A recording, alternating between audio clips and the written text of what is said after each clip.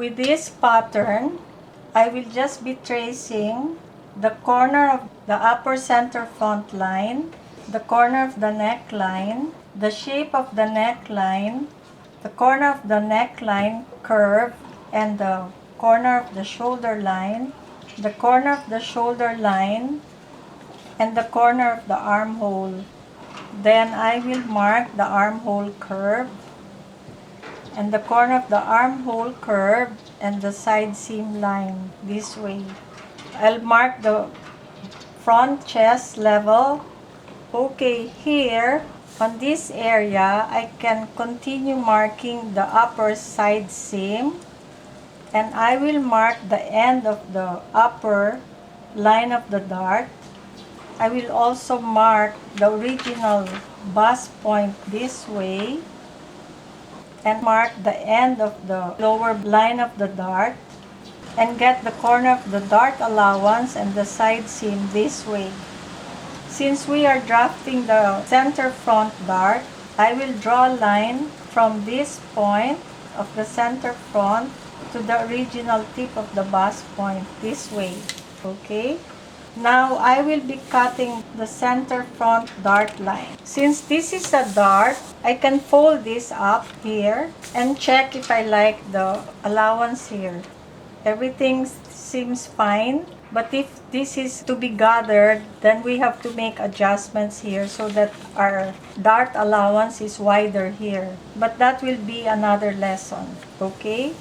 Now that I've folded the lower dart line, I will align it to the upper dart line and pin this together. So now, I can mark the lower side seam this way, and mark the corner of the side seam and the waistline this way. And here, I will mark the lower center front line until the end of the lower center front line and the adjusted waistline this way. And I will also mark the original waistline this way. Here, since this is a short dart, we can move the original tip of the bust point 1/2 of an inch or 3/4 of an inch here.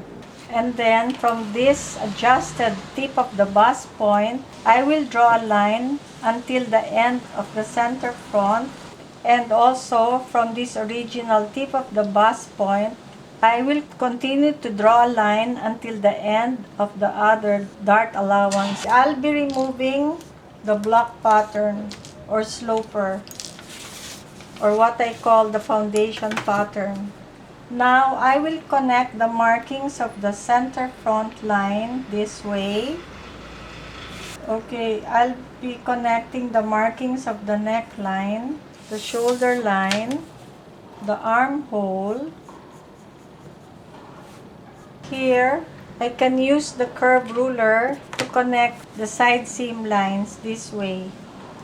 I can just follow the markings of the armhole and the side seam and the markings corner of the side seam and the waistline. And here, since this is a straight line, I can connect this by using the ruler until this corner of the center front line and the corner of the adjusted waistline. I'll connect this with a straight line also. Now, on the original waistline, since we will not be plotting any darts on this area, we can just leave this unmarked, or we don't have to draw a straight line here. So I will just connect the corner of the center front line and the adjusted waistline by using the curve ruler. Okay, now I will be folding the lower dart line, and with my index finger, pressing the point of the adjusted tip of the bust, I will align this to the upper dart line this way. Then I will pin the dart lines together. Now I can cut the outline of the center front, which is 1/2 of the pattern.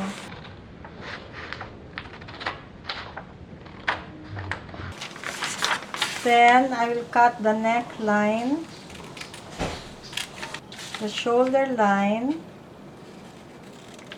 the armhole,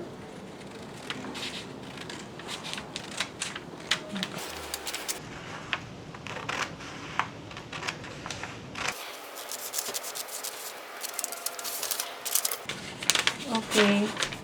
This is the final pattern for a center front dart.